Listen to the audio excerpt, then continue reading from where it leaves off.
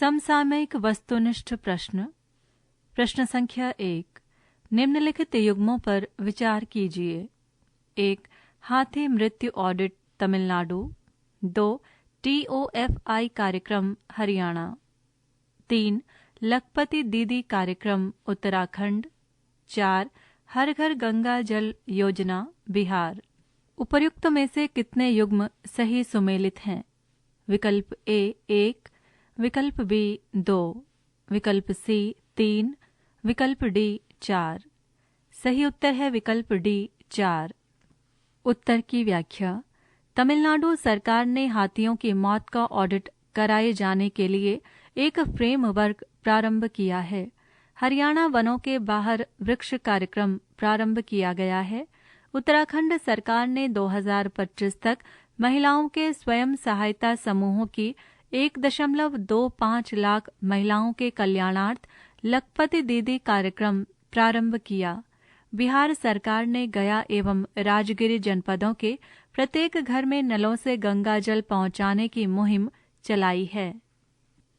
प्रश्न संख्या 2, global partnership of artificial intelligence की 2022-23 की अध्यक्षता निम्नलिखित में से किस देश को मिली है?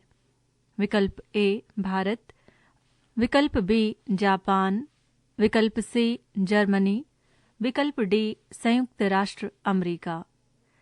सही उत्तर है विकल्प A भारत। प्रश्न संख्या 3, 26 नवंबर 2022 को संविधान दिवस के अवसर पर प्रधानमंत्री नरेंद्र मोदी द्वारा ई न्यायालय परियोजना के तहत कतिपय पहलों का शुभारंभ किया है। 1. Virtual justice clock. 2. Justice mobile app 2.0। 3. Digital न्यायालय। 4. S3W AAS website. उपर्युक्त में से शामिल हैं विकल्प A केवल 1 और 2, विकल्प B केवल 3 और 4, विकल्प C केवल 1 और 4, विकल्प D 1, 2, 3 और 4 सभी। सही उत्तर है विकल्प D 1, 2, 3 और 4 सभी। प्रश्न संख्या 4, गुजरात में दिसंबर 2022 में हुए राज्य विधानसभा चुनावों में रिकॉर्ड विधानसभा सीटों 157 पर जीत हासिल करके भारतीय जनता पार्टी ने गुजरात राज्य में लगातार 29 वर्षों तक शासन करने का रिकॉर्ड बनाया है। आजादी के बाद से अब तक भारत में किस राजनीतिक दल ने किसी राज्य में सर्वाधिक अवधि तक शासन किया है? विकल्प A गुजरात भारतीय जनता पार्टी, विकल्प B पश्चिम बंगाल CPM, विकल्प C त्रिपुरा CPM, विकल्प D ओडिशा बीजू जनता दल। सही उत्तर है विकल्प B पश्चिम बंगाल CPM। उत्तर की व्याख्या। भारतीय कम्युनिस्ट पार्टी मार्क्सवादी ने पश्चिम बंगाल में लगातार 34 वर्षों तक शासन किया है। प्रश्न संख्या 5, 8-9 दिसंबर 2022 को बंगाल की खाड़ी में उठे चक्रवात मैंडोस ने निम्नलिखित में से किस राज्य को सर्वाधिक प्रभावित किया? विकल्प A पश्चिम बंगाल, विकल्प B ओडिशा, विकल्प C आंध्र प्रदेश, विकल्प D तमिलनाडु। सही उत्तर है विकल्प D तमिलनाडु। प्रश्न संख्या 6, निम्नलिखित में से कौन सा कथन उनाकोटी के बारे में सही नहीं है? विकल्प A त्रिपुरा स्थित उनाकोटी को पूर्वोत्तर भारत का अंकोरवाट कहा जाता है। विकल्प B 7वीं से 9वीं शताब्दी के बीच विकसित उनाकोटी शैव तीर्थाटन स्थल है। विकल्प C उनाकोटी का अर्थ 1 करोड़ से एक कम के रूप में लगाया जाता है। विकल्प D यहाँ मुख्य रूप से शिव की मूर्तियां हैं। सही उत्तर है विकल्प D यहाँ मुख्य रूप से शिव की मूर्तियां हैं। प्रश्न संख्या 7, वैदिक सिटी की स्थापना निम्नलिखित में से किस शहर में की जा रही है? विकल्प A वाराणसी, विकल्प B हरिद्वार, विकल्प C अयोध्या, विकल्प D उज्जैन। सही उत्तर है विकल्प C अयोध्या। उत्तर की व्याख्या। आवास विकास परिषद अयोध्या लखनऊ राजमार्ग के किनारे 1450 एकड़ में शाहनवाजपुर व माजा बरेहटा गांव में वैदिक सिटी की स्थापना करने जा रही है। प्रस्तावित वैदिक सिटी में 1000 आवासीय इकाइयों के लिए फ्लैट, भवन व भूखंड तैयार किए जाएंगे।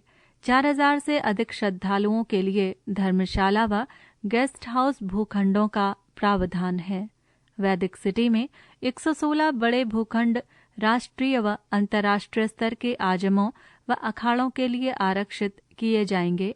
परियोजना को महाराजा दशरथ की समाधि स्थल से जोड़ा जाएगा। प्रश्न संख्या 8, निम्नलिखित में से किसे समृद्धि एक्सप्रेस वे नाम दिया गया है? विकल्प A Prayagraj Meerut expressway, विकल्प B Nagpur Mumbai expressway, विकल्प C Delhi Mumbai expressway, विकल्प D Meerut Delhi expressway. सही उत्तर है विकल्प B Nagpur Mumbai expressway. उत्तर की व्याख्या। प्रधानमंत्री नरेंद्र मोदी ने 10 दिसंबर 2022 को नागपुर मुंबई समृद्धि एक्सप्रेस वे के पहले चरण का उद्घाटन किया।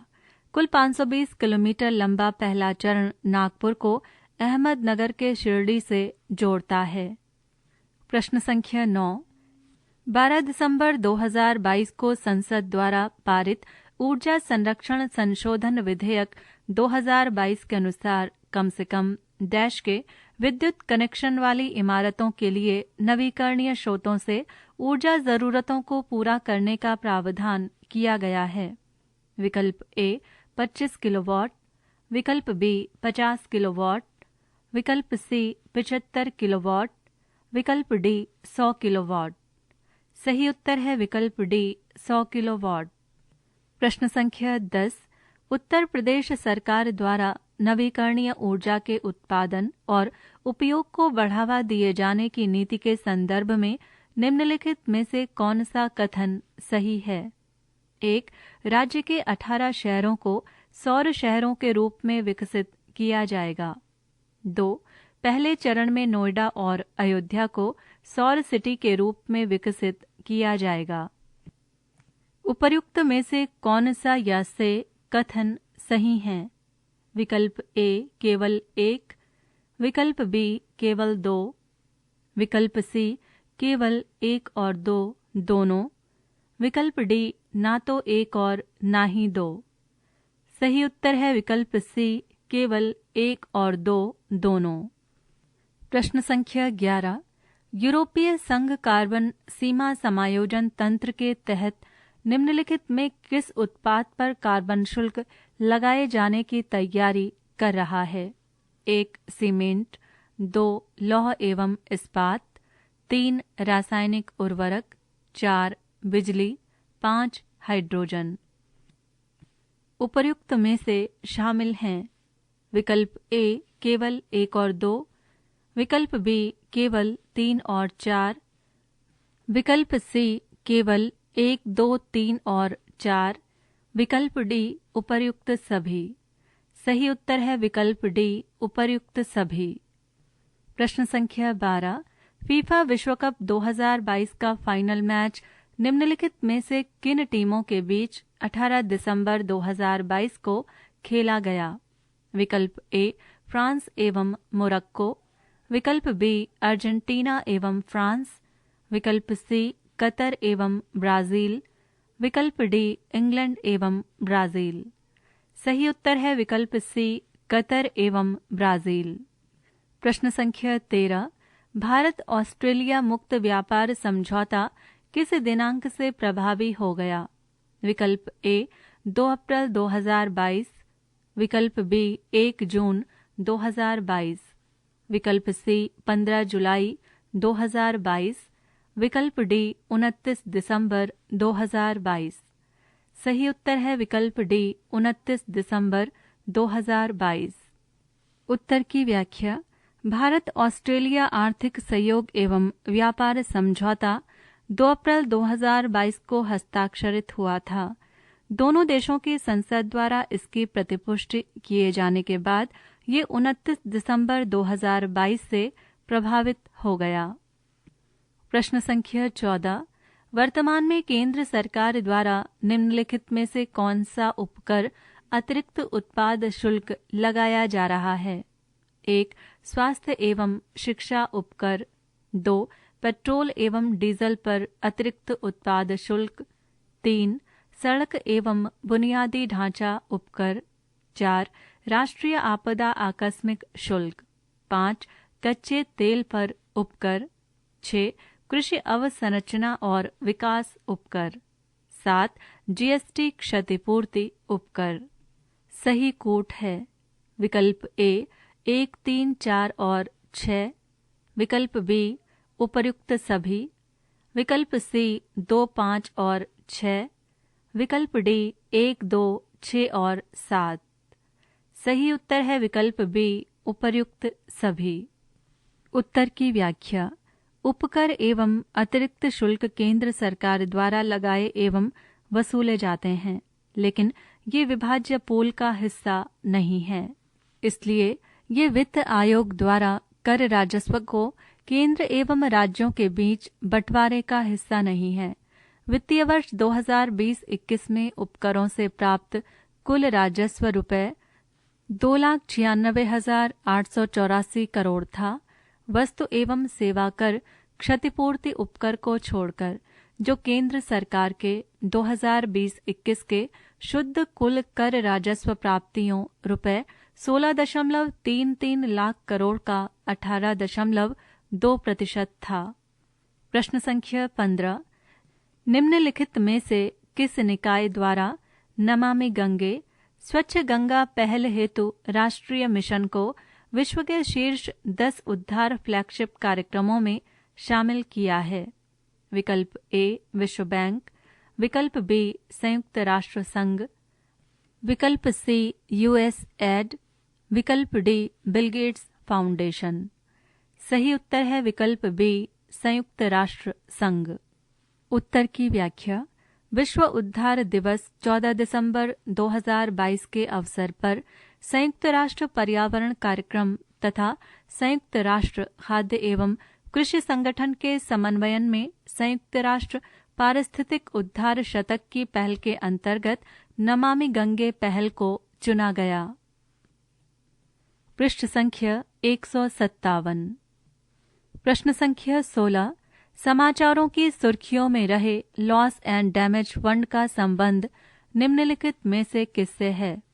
विकल्प ए घाटे में चल रही औद्योगिक इकाइयों के पुनर्वास से, विकल्प बी सार्वजनिक उपक्रमों में अनिवार्यतः सृजित एक वित्तीय तंत्र से, विकल्प सी जलवायु परिवर्तन के परिणाम स्वरूप होने वाली क्षति एवं हानि की भरपाई किए जाने से, विकल्प डी प्रतिवर्ष होने वाली दैवीय आपदाओं के बाद पुनर्निर्माण पुनर्विकास एवं पुनर्स्थापना से। सही उत्तर है विकल्प सी जलवायु परिवर्तन के परिणाम स्वरूप होने वाली क्षति एवं हानि की भरपाई किए जाने से। प्रश्न संख्या 17, 20 दिसंबर 2022 को जारी विश्व बैंक की 2022 की इन 9 चार्ट्स नामक रिपोर्ट के संदर्भ में निम्नलिखित कथनों पर विचार कीजिए। 1. 2022 के अंत तक विश्व में 68.5 करोड़ लोग अत्यधिक गरीबी में जीवन यापन कर सकते हैं। 2. विश्व 1970 के बाद से अपने समय की सबसे बड़ी मंदी में है। 3. विश्व की कुल जनसंख्या का 7% यानी लगभग 57.4 करोड़ वर्ष 2030 तक गंभीर गरीबी में होगा। उपर्युक्त में से सही है विकल्प ए केवल 1 और 2, विकल्प बी केवल 2 और 3, विकल्प सी केवल 1 और 3, विकल्प डी 1, 2 और 3 सभी। सही उत्तर है विकल्प डी 1, 2 और 3 सभी। प्रश्न संख्या 18, विश्व बैंक द्वारा दिसंबर 2022 में जारी एक रिपोर्ट के संदर्भ में निम्नलिखित में से कौन सा कथन सही है? एक, वर्तमान में विश्व के 73.3 करोड़ लोगों के पास बिजली नहीं है। 2, वर्ष 2030 तक विश्व के 67 करोड़ बिना बिजली के रह रहे होंगे। उपर्युक्त में से कौन सा या से कथन सही है? विकल्प ए केवल 1, विकल्प बी केवल 2, विकल्प सी केवल 1 और 2 दोनों, विकल्प डी ना तो 1 और ना ही 2। सही उत्तर है विकल्प सी केवल 1 और 2 दोनों। प्रश्न संख्या 19, प्रधानमंत्री की आर्थिक परामर्शदात्री परिषद द्वारा तैयार किए गए सामाजिक प्रगति सूचकांक 2022 में निम्नलिखित में से कौन सा राज्य या केंद्र शासित क्षेत्र पहले स्थान पर है? विकल्प ए पुदुचेरी, विकल्प बी तमिलनाडु, विकल्प सी गोवा, विकल्प डी केरल। सही उत्तर है विकल्प ए पुदुचेरी। उत्तर की व्याख्या। 12 संगठकों के राज्य स्तरीय 89 सूचकों तथा जनपद स्तरीय 49 सूचकों के आधार पर 65.99 स्कोर के साथ पुदुचेरी पहले स्थान पर, लक्षद्वीप दूसरे तथा गोवा तीसरे स्थान पर है। प्रश्न संख्या 20, प्रधानमंत्री की आर्थिक परामर्शदात्री परिषद ने institute for competitiveness and social progress imperative द्वारा तैयार की गई सामाजिक प्रगति सूचकांक रिपोर्ट 2022 में निम्नलिखित में से कौन सा जनपद पहले स्थान पर है? विकल्प ए बेंगलुरु, विकल्प बी शिमला, विकल्प सी आइजोल, विकल्प डी सोलन। सही उत्तर है विकल्प सी आइजोल। प्रश्न संख्या 21, ईमा कीथल के बारे में निम्नलिखित तथ्यों पर विचार कीजिए। 1, ईमा कीथल 500 वर्ष पुराना केवल विवाहित महिलाओं द्वारा संचालित बाजार है। 2, 1533 में स्थापित ये बाजार मणिपुर राज्य की राजधानी इम्फाल में स्थित है। उपर्युक्त में से सही है। विकल्प ए केवल 1 और 2, विकल्प बी केवल 2 और 3, विकल्प सी केवल 1 और 3, विकल्प डी 1, 2 और 3 सभी। सही उत्तर है विकल्प डी 1, 2 और 3 सभी। प्रश्न संख्या 22, बम चक्रवात क्या है? विकल्प ए केंद्रीय दाब 24 घंटे के भीतर कम से कम 24 मिलीबार गिरने के परिणाम स्वरूप उत्पन्न होने वाला बर्फीला तूफान। विकल्प बी गहरे समुद्र में किसी विस्फोटक के गिरने से उत्पन्न होने वाला विक्षोभ। विकल्प सी ऐसा बम जो चक्रवात जैसी परिस्थितियां उत्पन्न कर सकता है। विकल्प डी कम तीव्रता वाला नाभिकीय हथियार। सही उत्तर है विकल्प ए केंद्रीय दाब 24 घंटे के भीतर कम से कम 24 मिलीबार गिरने के परिणाम स्वरूप उत्पन्न होने वाला बर्फीला तूफान। उत्तर की व्याख्या। 23 दिसंबर 2022 के बाद से संयुक्त राज्य अमेरिका तथा कनाडा में उत्पन्न बर्फीले तूफान, शीतलहर और -45.6 डिग्री सेंटीग्रेड तापमान के साथ जो मौसमी परिवर्तन आए हैं उसे बम चक्रवात का नाम दिया गया है। ऐसे तूफान उस समय उत्पन्न होते हैं जब निम्न दाब वाली वायु राशि उच्च दाब वाली वायु राशि से मिलती है। जब पवनें उच्च दाब से निम्न दाब की ओर बढ़ती हैं तो जो स्थिति उत्पन्न होती है उसे मौसम विज्ञानी बॉम्बोजेनेसिस भी कहा जाता है। प्रश्न संख्या 23, भारत में सुशासन दिवस कब मनाया जाता है? विकल्प ए 25 सितंबर, विकल्प बी 14 नवंबर, विकल्प सी 19 नवंबर, विकल्प डी 25 दिसंबर। सही उत्तर है विकल्प डी 25 दिसंबर। उत्तर की व्याख्या। पूर्व प्रधानमंत्री स्वर्गीय अटल बिहारी वाजपेयी की स्मृति में प्रतिवर्ष 25 दिसंबर को सुशासन दिवस मनाया जाता है। प्रश्न संख्या 24, भारतीय रिजर्व बैंक की trade and prospects of banking in India for 2021-22 report के अनुसार 30 सितंबर 2022 को भारत के अनुसूचित वाणिज्यिक बैंकों की सकल गैर निष्पादनीय आस्तियां सकल अग्रिमों का कितने प्रतिशत थीं?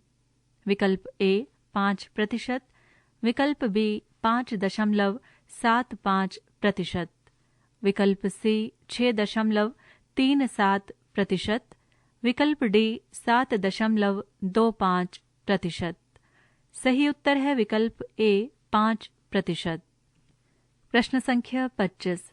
भारत के अनुसूचित वाणिज्यिक बैंकों की सकल गैर निष्पादनीय आस्तियां 2017-18 में 9% के स्तर से सितंबर 2022 में 5% के स्तर पर आ गई हैं। ऐसा मुख्य रूप से निम्नलिखित में से किस कारण से हुआ है? 1. सार्वजनिक क्षेत्र के बैंकों द्वारा खराब और न वसूले जा सके ऋणों की बहुत बड़ी धनराशि बट्टे खाते में डाल दिया जाना। 2. निजी क्षेत्र के बैंकों द्वारा ऋणों का उच्चीकरण आस्ति गुणवत्ता में सुधार कर लेना। 3. डूबंत ऋणों की बड़े पैमाने पर वसूली। उपर्युक्त में से सही है विकल्प ए केवल 1 और 2, विकल्प बी केवल 2 और 3, विकल्प सी केवल 1 और 3, विकल्प डी 1, 2 और 3 सभी। सही उत्तर है विकल्प डी 1, 2 और 3 सभी। प्रश्न संख्या 26। अमृत भारत स्टेशन योजना के संदर्भ में निम्नलिखित कथनों पर विचार कीजिए। 1. रेल मंत्रालय देश के 1000 से अधिक छोटे स्टेशनों का विकास करेगा। 2. प्रस्तावित स्टेशनों पर रूफटॉप प्लाजा, लंबे प्लेटफॉर्म, ब्लास्टलेस ट्रैक तथा 5G कनेक्टिविटी जैसी सुविधाएं विकसित की जाएंगी। उपर्युक्त में से कौन सा या से कथन सही हैं? विकल्प ए केवल 1, विकल्प बी केवल 2, विकल्प सी केवल 1 और 2 दोनों, विकल्प डी ना तो 1 और ना ही 2। सही उत्तर है विकल्प सी केवल 1 और 2 दोनों। उत्तर की व्याख्या। अमृत भारत स्टेशन योजना अंतर्गत रेलवे स्टेशन के भवनों के ऊपर प्लाजा का प्रावधान होगा। 5G मोबाइल सेवाओं के लिए फ्री वाईफाई सेवा, चौड़ी सड़कें, अवांछित ढांचों को हटाया जाना, उचित और आकर्षक मार्गदर्शक समर्पित पैदल मार्ग, सुनियोजित पार्क, समुन्नत प्रकाश व्यवस्था, 760 से 840 मिलीमीटर ऊंचे तथा 600 मीटर लंबे प्लेटफॉर्म, दिव्यांग जनों के लिए विशेष सुविधाओं का प्रावधान होगा। प्रश्न संख्या 27। निम्नलिखित कथनों पर विचार कीजिए। 1 जनवरी 2023 से प्रधानमंत्री गरीब कल्याण अन्न योजना के अंतर्गत खाद्यान्नों का निःशुल्क वितरण बंद कर दिया गया है। 2. 1 जनवरी 2023 से 31 दिसंबर 2023 तक राष्ट्रीय खाद्य सुरक्षा अधिनियम 2013 के तहत सार्वजनिक वितरण प्रणाली के अंतर्गत वितरित खाद्यान्न लाभार्थी परिवारों को निःशुल्क मिलेगा। उपर्युक्त में से कौन सा या से कथन सही हैं? विकल्प ए केवल 1, विकल्प बी केवल 2, विकल्प सी केवल 1 और 2 दोनों, विकल्प डी ना तो 1 और ना ही 2। सही उत्तर है विकल्प सी केवल 1 और 2 दोनों। उत्तर की व्याख्या। राष्ट्रीय खाद्य सुरक्षा अधिनियम 2013 के तहत देश की 75% ग्रामीण आबादी तथा 50% शहरी आबादी को प्रति यूनिट 5 किलोग्राम गेहूं, चावल, मोटा अनाज प्रतिमाह क्रमशः ₹2, ₹3, ₹1 प्रति किलोग्राम की दर से मिल रहा है। इसके अतिरिक्त प्रधानमंत्री गरीब कल्याण अन्न योजना के अंतर्गत प्रति लाभार्थी परिवार प्रति यूनिट 5 किलोग्राम गेहूं, चावल, मोटा अनाज प्रतिमाह अप्रैल 2020 से निःशुल्क मिल रहा था। अब ये सुविधा बंद कर दी गई है, किंतु सार्वजनिक वितरण प्रणाली के अंतर्गत खाद्यान्नों का वितरण निःशुल्क होगा। प्रश्न संख्या 28। देश का कौन सा भारत का पहला हर घर जल प्रमाणित जनपद है?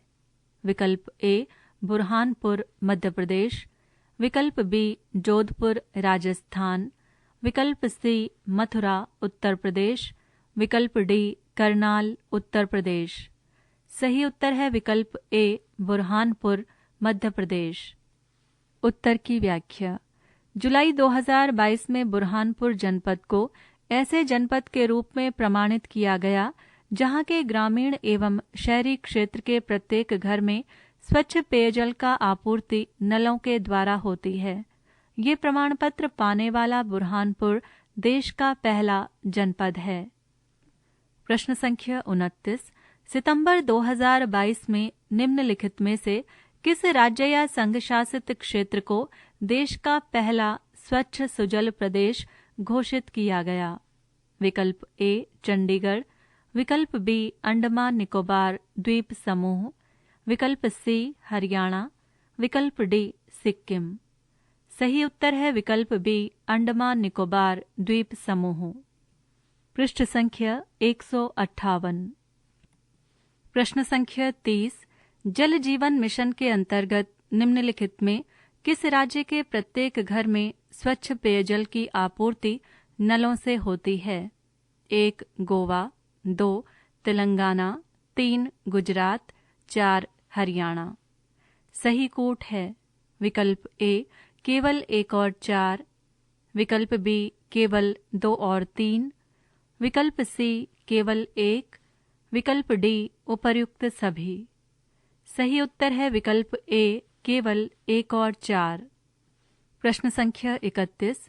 कृषि क्षेत्र के लिए संस्थागत ऋण प्रवाह के संदर्भ में निम्नलिखित कथनों पर विचार कीजिए। 1 कृषि क्षेत्र के लिए संस्थागत ऋण प्रवाह का लक्ष्य जनवरी 2022 में रुपए 16.5 लाख करोड़ था, जिसे दिसंबर 2022 में बढ़ाकर रुपए 18.5 लाख करोड़ कर दिया गया। 2 किसान क्रेडिट कार्ड से 4% वार्षिक ब्याज दर पर अल्पकालीन कार्यशील पूंजी ऋण का लाभ पशुपालन और मत्स्य पालन करने वाले कृषकों को भी मिलता है। सही कूट है विकल्प ए केवल 1, विकल्प बी केवल 2, विकल्प सी 1 और 2 दोनों, विकल्प डी ना तो 1 और ना ही 2। सही उत्तर है विकल्प सी 1 और 2 दोनों। प्रश्न संख्या 32। वर्ष 2021-22 में भारत के कृषि संबद्ध निर्यात का मूल्य कितना रहा है?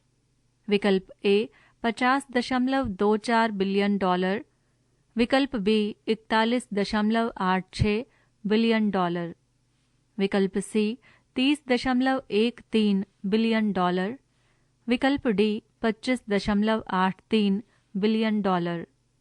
सही उत्तर है विकल्प ए 50.24 बिलियन डॉलर। उत्तर की व्याख्या। भारत के कृषि एवं संबद्ध निर्यात 2020-21 में 41.86 बिलियन अमरीकी डॉलर से 19.99% बढ़कर 2021-22 में 50.24 बिलियन डॉलर हो गया। प्रश्न संख्या 33। निम्नलिखित में से किसे नेपाल का प्रधानमंत्री नियुक्त किया गया है? विकल्प ए पुष्प कमल दहल प्रचंड, विकल्प डी खड़ग प्रसाद शर्मा ओली, विकल्प सी शेर बहादुर देवबा, विकल्प डी राजेंद्र लिंगडेन। सही उत्तर है विकल्प ए पुष्प कमल दहल प्रचंड। उत्तर की व्याख्या। 1 दिसंबर 2022 में हुए चुनावों के बाद त्रिशंकु संसद में CPN UML के नेता पुष्प कमल दहल प्रचंड को नेपाल की राष्ट्रपति विद्या भंडारी द्वारा 26 दिसंबर 2022 को प्रधानमंत्री पद की शपथ दिलाई गई। प्रश्न संख्या 34। मुडवानी बांध इको पार्क तथा अनन्या वाटिका इको रेस्टोरेशन पार्क सह पिट झील समाचारों की सुर्खियों में रहे हैं। ऐसा निम्नलिखित में से किस कारण से हुआ है? विकल्प ए, ये दोनों क्षेत्र सार्वजनिक क्षेत्र की कोयला या लिग्नाइट द्वारा विकसित खनन पर्यटन प्रोन्नयन का हिस्सा हैं। विकल्प बी, इन क्षेत्रों को प्राकृतिक पर्यटन के रूप में विकसित किया गया है। विकल्प सी, इन क्षेत्रों को पक्षी विहार के रूप में विकसित किया गया है। विकल्प डी, इन केंद्रों पर पर्यावरण पुनर्बहाली का प्रशिक्षण दिया जाता है। सही उत्तर है विकल्प ए, ये दोनों क्षेत्र सार्वजनिक क्षेत्र की कोयला या लिग्नाइट द्वारा विकसित खनन पर्यटन प्रोन्नयन का हिस्सा हैं। उत्तर की व्याख्या। प्रकृति, समाज, वनों एवं वन्य जीवों के साथ सामंजस्य बैठाने के लिए भारत सरकार के खान मंत्रालय ने कोयला या लिग्नाइट के भंडार समाप्त हो जाने पर बंद हो चुकी खानों को इको पार्क, जल क्रीड़ा, भूमिगत खान पर्यटन, गोल्फ मैदान, एडवेंचर एवं पक्षी विहार के रूप में विकसित करने का निर्णय लिया है। इसी के तहत नॉर्दर्न कोलफील्ड्स लिमिटेड द्वारा सिंगरौली में मुडवानी बांध इको पार्क तथा दक्षिण पूर्वी कोलफील्ड्स द्वारा अनन्या वाटिका इको रेस्टोरेशन पार्क सहपिट झील डोला को पर्यटक स्थलों के रूप में विकसित किया है। प्रश्न संख्या 35। भारत के गणतंत्र दिवस 2023 समारोह में निम्नलिखित में से किसे मुख्य अतिथि के रूप में आमंत्रित किया गया है? विकल्प ए, संयुक्त राज्य अमेरिका के राष्ट्रपति जो बाइडन। विकल्प बी, यूके के प्रधानमंत्री ऋषि सुनक। विकल्प सी, मिस्र के राष्ट्रपति अब्देल फतेह अल सीसी।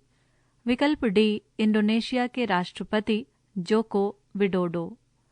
सही उत्तर है विकल्प सी, मिस्र के राष्ट्रपति अब्देल फतेह अल सीसी। प्रश्न संख्या 36। जन विश्वास विधेयक 2022 22 दिसंबर 2022 को लोकसभा में पेश किया गया। इस विधेयक के बारे में निम्नलिखित में से कौन सा कथन सही है? विकल्प ए, कारोबारी सुगमता बढ़ाने के उद्देश्य से 42 अधिनियमों के 183 प्रावधानों को संशोधित करके लघु अपराधों में सजा के प्रावधान को समाप्त करना। विकल्प बी, सरकारी विभागों, मंत्रालयों की जनता के प्रति अधिक जवाबदेह बनाना। विकल्प सी, सरकारी तंत्र में व्याप्त भ्रष्टाचार को नियंत्रित करना। विकल्प डी, स्थानीय शासन का सुदृढ़ीकरण करना। सही उत्तर है विकल्प ए, कारोबारी सुगमता बढ़ाने के उद्देश्य से 42 अधिनियमों के 183 प्रावधानों को संशोधित करके लघु अपराधों में सजा के प्रावधान को समाप्त करना। प्रश्न संख्या 37। केवल विवाहित महिलाओं द्वारा संचालित ईमा कीथल बाजार कहाँ स्थित है? विकल्प ए, पणजी गोवा। विकल्प बी, कोच्चि केरल। विकल्प सी, इम्फाल मणिपुर। विकल्प डी, बालासोर ओडिशा। सही उत्तर है विकल्प सी, इम्फाल मणिपुर। प्रश्न संख्या 38। इंडियन प्रीमियर लीग की लघु नीलामी में निम्नलिखित में से किस क्रिकेटर को सर्वाधिक बोली लगाकर खरीदा गया? विकल्प ए, इंग्लैंड के हरफनमौला क्रिकेटर सैम कुरन। विकल्प बी, इंग्लैंड टीम के कप्तान बेन स्टोक्स। विकल्प सी, केन विलियमसन। विकल्प डी, निकोलस पूरन। सही उत्तर है विकल्प ए, इंग्लैंड के हरफनमौला क्रिकेटर सैम कुरन। उत्तर की व्याख्या। पंजाब किंग्स ने ₹18.5 करोड़ की बोली लगाकर सैम कुरन को अपनी टीम में शामिल कर लिया। प्रश्न संख्या 39। निम्नलिखित अंतर्राष्ट्रीय सम्मेलनों के युग्मों पर विचार कीजिए। 1. कोप 19 ऑफ सिटीज 14 से 25 नवंबर 2022। 2. कोप 27 UNFCCC 6 से 18 नवंबर 2022। उपर्युक्त में से कौन सा या से कथन सही हैं? विकल्प ए, केवल 1। विकल्प बी, केवल 2। विकल्प सी, केवल 1 और 2 दोनों। विकल्प डी, ना तो एक और ना ही दो। सही उत्तर है विकल्प सी, केवल एक और दो, दोनों। उत्तर की व्याख्या। यूएनएफसीसी का कोप 27 सम्मेलन शर्म अल शेख मिस्र 6 से 18 नवंबर 2022 को संपन्न हुआ, जबकि convention on international trade in endangered species of wild fauna and flora का कोप सिटिस सम्मेलन 14 से 25 नवंबर 2022 को पनामा शहर में संपन्न हुआ। प्रश्न संख्या 40। ग्लोबल ऑफ शोर विंड अलायंस की पहल किसके द्वारा की गई है? 1. अंतर्राष्ट्रीय नवीकरणीय ऊर्जा एजेंसी। 2. डेनमार्क सरकार। 3. वैश्विक पवन ऊर्जा परिषद। 4. संयुक्त राष्ट्र पर्यावरण कार्यक्रम। सही कोट है विकल्प ए, केवल 1, 2 और 3। विकल्प बी, केवल 2, 3 और 4। विकल्प सी, केवल 1। विकल्प डी, 1, 2, 3 और 4 सभी। सही उत्तर है विकल्प ए, केवल 1, 2 और 3। पृष्ठ संख्या 159। पृष्ठ संख्या 159 पर इन प्रश्नों के उत्तरों की व्याख्याएं दी गई हैं, जो कि पूर्व में प्रश्नों के साथ ही दी जा चुकी हैं। पृष्ठ संख्या 160। पृष्ठ संख्या 160 पर विज्ञापन है। पृष्ठ संख्या 161।